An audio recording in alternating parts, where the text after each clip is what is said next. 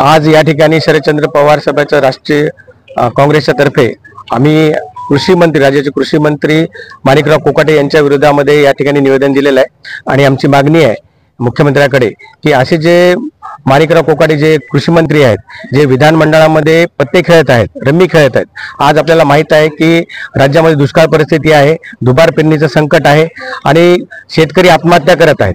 अशा अवस्थेमध्ये या कृषी मंत्र्यांनी विधान भवनामध्ये त्या शेतकऱ्याबद्दल काहीतरी चांगली योजना आणायला पाहिजे होती, पण हे न करता हे कृषी मंत्री विधानमंडळामध्ये रम्मीचा डाव खेळत आहेत। त्याचप्रमाणे आपण मागील 8 महिन्यापासून बघितलं तर हे शेतकऱ्याचा अपमान करत आहेत। मागच्या वेळेस जेव्हा शेतकऱ्याचं त्या ठिकाणी नुकसान झालं त्यावेळेस शेतकऱ्यांनी म्हणले की आमच्या शेतीचे पंचनामे करा, तर त्यावेळेस हे कृषी मंत्री कोकाटे साहेब म्हणाले की काय ढेगाचे पंचनामे करायचे। त्याचबरोबर त्यांनी या शेतकऱ्यांना भिकारी म्हणून संबोधलं आणि आता काल परवा दिवशी त्यांनी म्हणलं की सरकार भिकारी आहे। अशा प्रकारचे वक्तव्य हे कृषी मंत्री माणिकराव कोकाटे करत आहेत। वारंवार शेतकऱ्याचा ते अपमान करत आहेत। खरं पाहिलं तर कृषी मंत्री यांनी शेतकऱ्यासाठी दिलासा देण्यासाठी काम केलं पाहिजे। त्याचप्रमाणे आपण एक लातूरची घटना बघितली आहे की राष्ट्रवादी काँग्रेस अजित पवार गटाचे जे प्रदेशाध्यक्ष यांनी ज्या ठिकाणी सभा घेतली त्यावेळेस त्या ठिकाणी ते दीपकदादा घाडगे हे कार्यकर्ता त्या ठिकाणी तुमचे मंत्री मंत्रालयामध्ये पत्ते खेळतात, विधानमंडळात पत्ते खेळत आहेत, जमिनीचा डाव खेळत आहेत असं जेव्हा प्रश्न विचारला तर तेव्हा त्यांच्या जे प्रदेश युवक प्रदेशाचे अध्यक्ष सूरज चव्हाण यांनी त्याला खूप मारहाण केलेली आहे।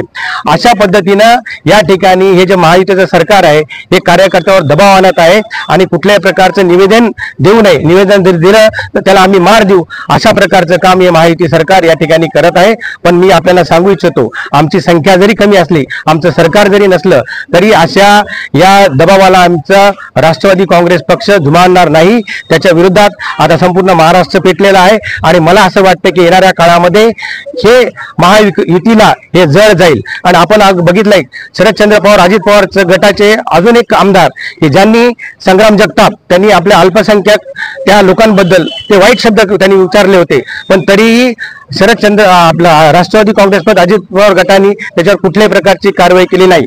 म्हणून येणाऱ्या काळामध्ये मी तुम्हाला आपल्याला सांगू इच्छितो की येणाऱ्या काळामध्ये अल्पसंख्याक असेल, इथला दलित असेल, इथले मराठा समाज असेल, सर्व समाजातून या महायुतीला या ठिकाणी विरोध होत आहे आणि याची प्रचिती आपल्याला या येणाऱ्या जे जिल्हा परिषद पंचायत समिती असेल, महानगरपालिका असेल याच्यात आपल्याला दिसल्याशिवाय राहणार नाही।